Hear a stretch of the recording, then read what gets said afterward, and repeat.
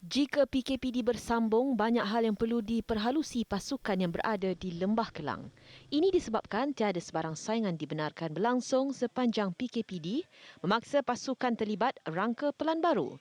Kuala Lumpur City kini sudah pun berada di Seremban bagi memudahkan proses persediaan menjelang saingan Liga yang akan bermula 24 Julai ini. Bagaimanapun, jurulatih KL City Boyan Hodak masih belum mendapat sebarang kata putus di mana venue pilihan mereka untuk aksi pertama pada 24 Julai bertemu Sabah dan aksi kedua bertemu Kedah pada 3 hari kemudian.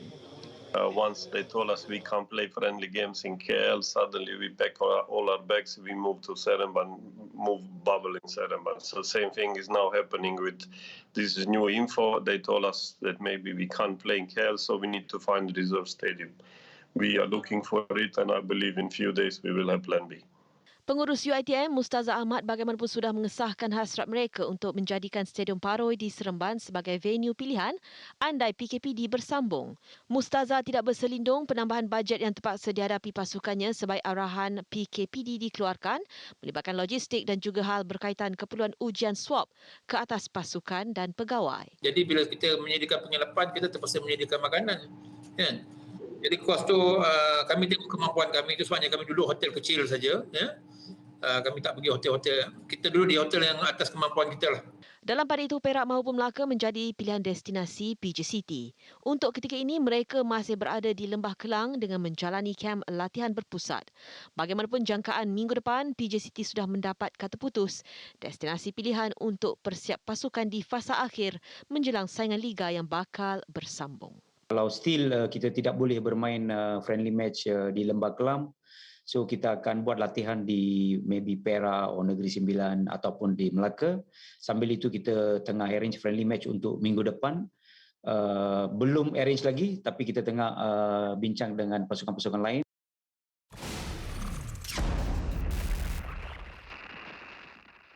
Okey, Ratu Bola Sepak, Nadia Arena, Fina Nasrum sedia berkongsi banyak lagi cerita mengenai PKPD ni, Fina. Dan saya paling menarik untuk tahu Fida dan juga Akbar, hari ini kes kita untuk Lembah Kelang yang mengalami PKPD hari keempat, hari kelima ni 7,654 kes untuk hari ini saja. Boleh tak Fina berikan sedikit perkongsian tentang Fina sebutkan tadi dalam laporan bahawa memang jelas akan berlakunya sesuatu impak kepada saingan liga kita sekiranya PKPD diteruskan dengan jumlah kes yang terus banyak ni, Fina. Okey, thank you. So, sebenarnya sebelum saya meneruskan butir bicara saya rasa adalah lebih tepat untuk kita mendengar apa yang telah pun diperkatakan oleh Ketua Pegawai Eksekutif MFL, Datuk Ghani Hassan, berkenaan dengan kemungkinan PKPD bersambung.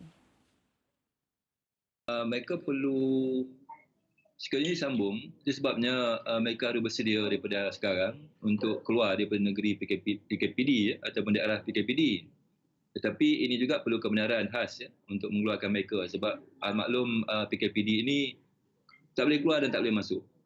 Sebabnya itu MFL membuat permohonan ini untuk membolehkan pasukan ini sekiranya disambung PKPD ini di Selangor dan di wilayah Kuala Lumpur untuk membenarkan pasukan terlibat keluar daripada ini, daripada kawasan ini. Dan itu mereka harus mesti tempat yang baru ataupun camp base yang baru untuk mereka tinggal sementara waktu sehingga ada pengumuman yang lain daripada pihak kerajaan atau MKN itu sendiri. Apa maksud tak boleh masuk dan tak boleh keluar ni, Fina? Okey, alright. Sebenarnya pihak MFL telah pun membuat permohonan kepada pihak KBS agar mempertimbangkan sebarang urusan untuk pasukan dari Lembah Kelang ni keluar dari kawasan Lembah Kelang untuk mereka menjalani latihan fasa akhir dan juga kemungkinan untuk terus berada di sana sekiranya PKPD bersambung. Maksudnya di sini kalau kita lihat mengikut kepada SOP PKPD tidak boleh dibenarkan sebarang urusan keluar masuk daripada kawasan PKPD ke kawasan yang tidak berhadapan dengan Perintah Kawalan Pergerakan ini. Dan apa yang boleh kita simpulkan di sini sekiranya berlaku penyambungan PKPD, pasukan-pasukan dari Lembah Kelang ini terpaksa mencari venue kedua untuk mereka menjadikan sebagai venue untuk mereka menjalani latihan dan juga menyambung semula saingan liga yang akan bersambung. Contohnya, mungkin PJ City akan memilih Negeri Sembilan, Stadium Paroi sebagai venue pilihan kedua mereka untuk mereka meneruskan saingan yang akan bersambung nanti untuk dua perlawanan pada 24 Julai dan juga 27 Julai. Okey, baik. Yep. Fina dah sebut tentang venue. Jadi saya nak tanya, ada 4 pasukan betul Fina yang terlibat dari Lembah Kelang? Ya, Akbar, sorry? Ada 4 pasukan yang terlibat? Banyak sebenarnya. Itu juga melibatkan pasukan daripada Liga Perdana dan juga Liga Super lah. Baik, soalan saya Fina, bagaimana dengan pemilihan stadium untuk pasukan-pasukan ini? Saya rasa masa dah semakin suntuk. Saingan akan bersambung pada 24 Julai. Masa dah tak ada sebenarnya. Jadi macam mana dengan nak cari stadium, nak pilih stadium kalau stadium tu tak diluruskan lampu limpahnya dan sebagainya. Jadi keadaan agak sikit kelang kabut haywire sekarang. Jadi bagaimana Fina melihat isu ini? Okey, sebenarnya banyak masalah yang perlu diperhalusi juga, banyak isu-isu yang perlu diperhatikan kerana untuk satu stadium hanya 2 pasukan sahaja yang dibenarkan untuk beraksi bagi saingan Liga Super dan juga Liga Perdana. Apa yang dapat kita lihat di sini, kemungkinan akan berlaku pertembungan jadual back to back, perlawanan yang back to back dan juga cuaca juga perlu diambil kira dalam situasi sekarang ni. Kalau setiap petang selalu je hujan kan. So situasi ini sebenarnya memberikan kerungsingan kepada MFL juga dan mereka sebenarnya terpaksa bersedia untuk sebarang kemungkinan perubahan jadual yang mungkin akan berlaku walaupun kita tahu ini adalah perkara yang mahu dielakkan oleh MFL kerana mereka sebenarnya sudah pun kesuntukan masa dengan jadual yang padat dan juga beberapa isu melibatkan skuad kebangsaan. Tetapi dalam tempoh 16 hari bulan sehingga ke 16 hari bulan, setiap pasukan yang terlibat dengan kawasan PKPD ini perlu segera bertindak agar tidak berlaku sebarang kesuntukan masa yang mungkin akan memberikan impak kepada persediaan mereka untuk berhadapan dengan saingan liga nanti. Bagus sebenarnya apabila MFL sendiri sudah pun alert dengan kesan-kesan yang mungkin akan dihadapi oleh pasukan-pasukan yang terlibat dan mungkin juga Fina ada perkongsian lain daripada pasukan-pasukan yang terlibat ini, apakah mereka memerlukan bantuan yang segera daripada MFL mungkin daripada segi keuangan dan sebagainya kerana mereka perlukan kos-kos sampingan yang lain untuk mereka berlatih di luar daripada apa yang mereka kebiasaannya lakukan. Okey, sebenarnya kalau bentuk bantuan dari segi kewangan, saya fikir itu adalah perkara yang tidak relevan untuk masa ni. Tetapi kesukaran yang dialami oleh pasukan-pasukan ini telah pun diutarakan oleh mereka kepada pihak MFL. Dan apa yang dilakukan oleh MFL adalah membantu untuk meringankan beban pasukan-pasukan terlibat.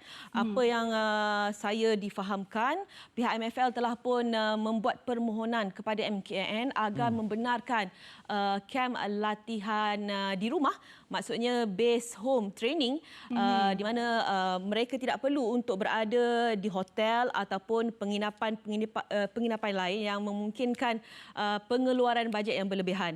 So itu adalah cara yang telah pun diambil oleh pihak MFL agar mereka boleh mengurangkan dari segi kos hotel, makan yang sebenarnya memang memberikan beban kepada pasukan-pasukan yang terlibat dengan PKPD ini. Tapi sudah pasti corak latihannya tak sama apabila kita berkumpul dalam satu pasukan.